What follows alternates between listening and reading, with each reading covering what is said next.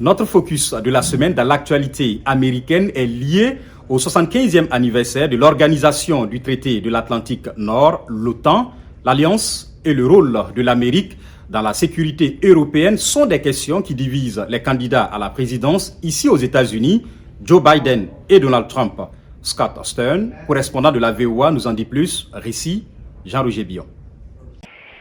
75 ans après sa création, l'organisation du traité de l'Atlantique Nord reste l'engagement le plus direct des États-Unis en matière de sécurité européenne, mis en place après la Seconde Guerre mondiale. À l'origine, l'OTAN réunissait les États-Unis et 11 pays européens qui s'engageaient à se porter mutuellement secours en cas d'agression de l'un d'entre eux. S'il y a quelque chose de certain aujourd'hui, s'il y a quelque chose d'inévitable dans l'avenir, c'est la volonté des peuples du monde pour la liberté et la paix.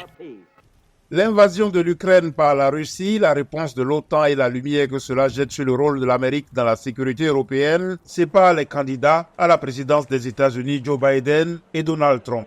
Lorsqu'il était président, M. Trump a déclaré aux dirigeants de l'OTAN qu'ils ne payaient pas assez pour leur propre protection. Ceux qui en profitent le moins sont les États-Unis. C'est nous qui en profitons le moins. Nous aidons l'Europe. L'Europe s'unit et s'oppose à un ennemi commun qui peut être ou non un ennemi. Je ne peux pas vous le dire. Il y a aussi d'autres ennemis.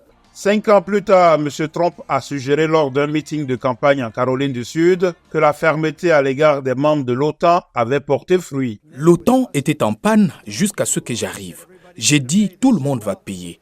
Ils m'ont répondu « si nous ne payons pas, allez-vous quand même nous protéger ?» J'ai répondu « absolument pas ». Ils n'en croyaient pas leurs yeux et tout le monde n'a jamais vu autant d'argent affluer. L'OTAN s'est agrandie après le départ de l'administration Trump.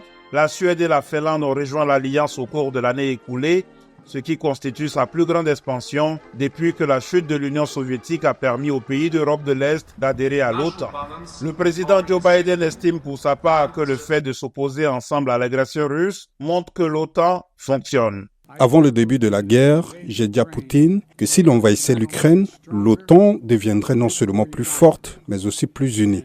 Et nous verrions les démocraties du monde se lever pour s'opposer à son agression et défendre l'ordre fondé sur des règles. C'est exactement ce que nous voyons aujourd'hui. En tant que président, Donald Trump a donné la priorité aux relations avec la Russie et Vladimir Poutine. Lors de sa campagne pour un second mandat, il s'est souvenu d'un dirigeant de l'OTAN qu'il interrogeait sur les menaces russes.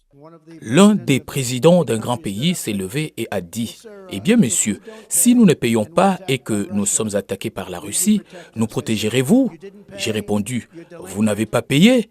Vous n'avez pas payé ?» Il m'a répondu « Oui, admettons que cela se produise. Non, je ne vous protégerai pas. En fait, je les encouragerai à faire ce qu'ils veulent. » M. Biden estime que cette approche de la sécurité européenne est dangereuse pour l'Amérique. Joe Biden affirme que l'OTAN est plus forte et plus unie que jamais et qu'elle est au cœur des objectifs de politique étrangère de sa campagne de réélection.